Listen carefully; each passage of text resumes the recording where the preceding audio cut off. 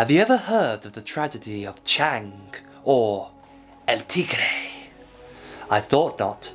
It's not a story the study group would tell you. It is a terrible saga of suffering and woe and deliberate misfortune. The odious study group propaganda would have you believe that Chang deserved every tragedy he's got. This video will show you different.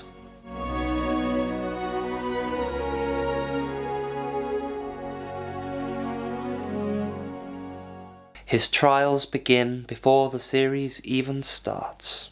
Every once in a while, a student will come up to me and ask, Senor Chang, why do you teach Spanish? They say it just like that. Why do you teach Spanish? Why you? Why not Matt? Why not photography? How many times have past students racially profiled that man so he must give that soliloquy to every new student? And you just know that unctuous little worm, Dean Pelton, has never done a thing about these hate crimes. This man was primed for a mental breakdown. All he needed was a little push. Cut to Season 1, Episode 4, Social Psychology. Hi, Abed. Hi, Senor Chang. What? Community college Spanish teacher can't use $80? Ian Duncan and his pet crony, the simpering, sultry, neurotic little sexpot Annie Edison, decide it will be a real laugh if they torture their fellow students in the name of science. So they lure Chang to their sadistic torture chamber with the promise of pecuniary reward, taking advantage of how little the college pays him, and they make him wait. Well, we're just running a little bit behind, so we'll probably start in about 5 minutes. No! Unacceptable! When you say something starts at 9, it starts at 9. And Chang didn't even receive any money for taking part in that little experiment. And the injustice doesn't stop there. Annie hasn't done enough to damage Chang's psyche, so she decides to waste his time even further by hosting a party to get extra credit. And does the college pay Chang for his extra time working? Nope. No cha-ching for Chang. That brings us on nicely to episode 10. Chang's long hours at work for little to no reward has put a strain on his marriage. His wife leaves him. Did your wife leave you? Holy... So he decides to put his heart and soul into his job and starts handing out a little bit more extra homework. Faced with doing more work, Jeff Winger emotionally manipulates the fragile Chang just to get out of it. And when the rest of the group find out about it, they're not angry about Jeff abusing that fragile little man for his own gain. They're angry that because it doesn't benefit them.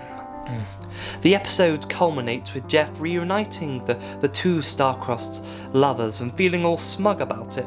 But if I shot a man, I'm not a hero for driving him to the hospital afterwards. Season 1, Episode 23 of Community shows us how great and glorious and loyal Chang is, despite being paid very little and being emotionally abused.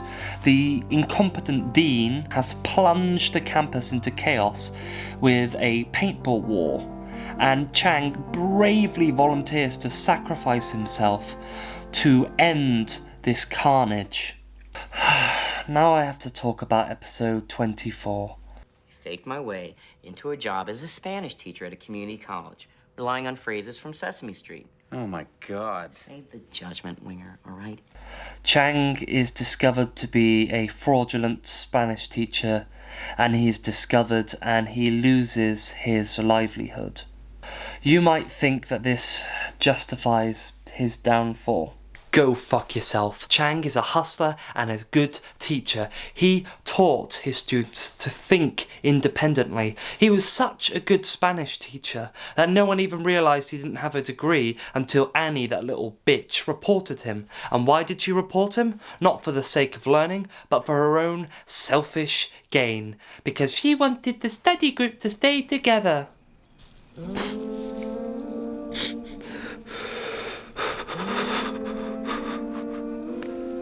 I honestly, I don't know if I can carry on with this video. On to Season 2, Episode 1. Chang is forced to become a student, and he decides to forgive the people that ruined his life and asks to join the study group. And they spit at his offer, and they make him to wait while they ponder their decision. Hasn't he waited enough? Magnanimously, Chang waits for their decision, and while they wait, he decides to try and help them win the pop and lockathon. Ben, you need to switch up your move. He pops and locks for hours, and when they finally deign to show up, they ruin it and then leave him lying on the floor to have a mental breakdown. Oh, I've been popping and locking for 5 hours, and you threw it all away. The contest doesn't matter. What's important is we have each other. Then can I be in your study group? Well, that wasn't the deal. We lost, so. Party. I rolled my ankle during it. Oh.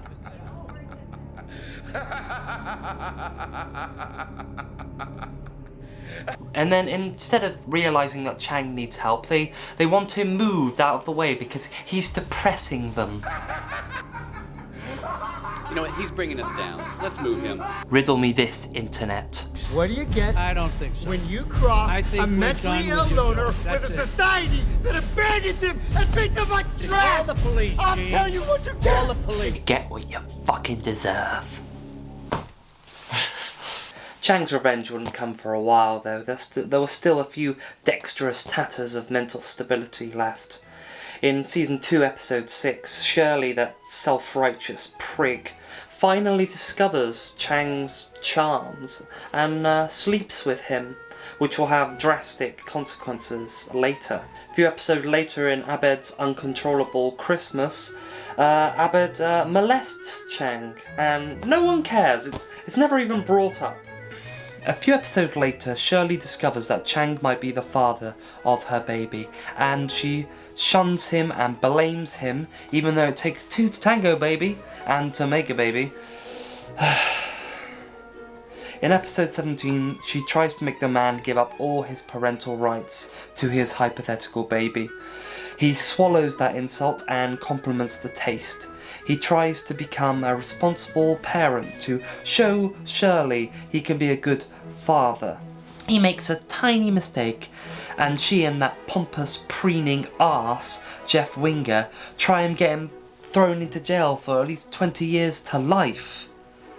It's only Shirley's husband that stops this gross injustice from happening. Despite all that, Chang sucks it up and still helps Shirley through her pregnancy, and as soon as Shirley finds out that it isn't Chang's baby, he's thrown out into the dust. This brings us towards the end of the season, during the great paintball battle. During the paintball game, Chang finally starts to think about himself. He needs the paintball money to get his life back on track, so he does everything he can to do that. If he doesn't get that money, he's homeless. So you can forgive the guy for a few little cheeky betrayals. In Season 3, after failing to win the prize money from last season, Chang is forced to live in the vents, and where he is gassed out like a rodent by the Dean. When the Dean finds out it's Chang who's been living in the vents, instead of helping him or comforting him, he uses Chang to plug the gaps in his workforce. Chang is forced into literal slavery. I'm not exaggerating here. Chang has no money, no job, no home, and the Dean knows this and exploits it and forces Chang to work as a security guard in exchange for a really squalid room in the campus. I mean, this is just a prime example of modern slavery. In spite of all that injustice, Chang still works hard for the Dean.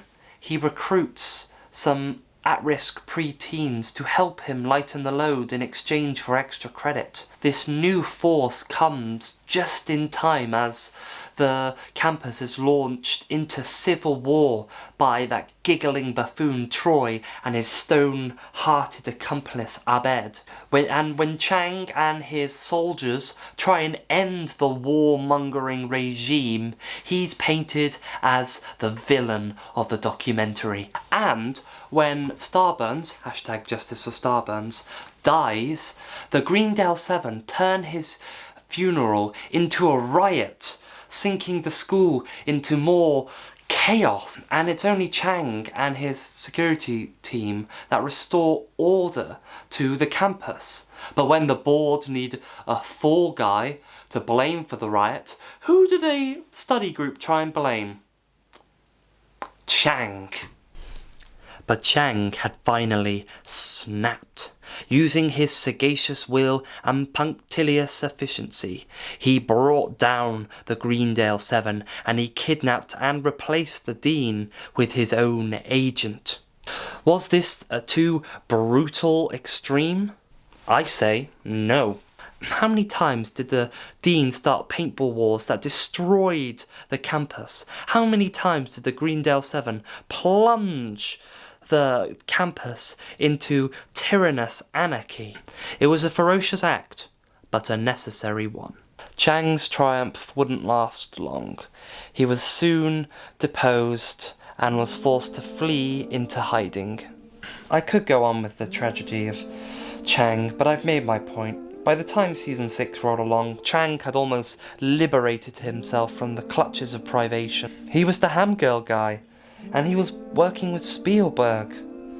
But by then it was too late. His mental health it was just too broken for him to be a useful member of society, and he couldn't stay sane. Can any of you blame him? Hashtag justice for LT Grey.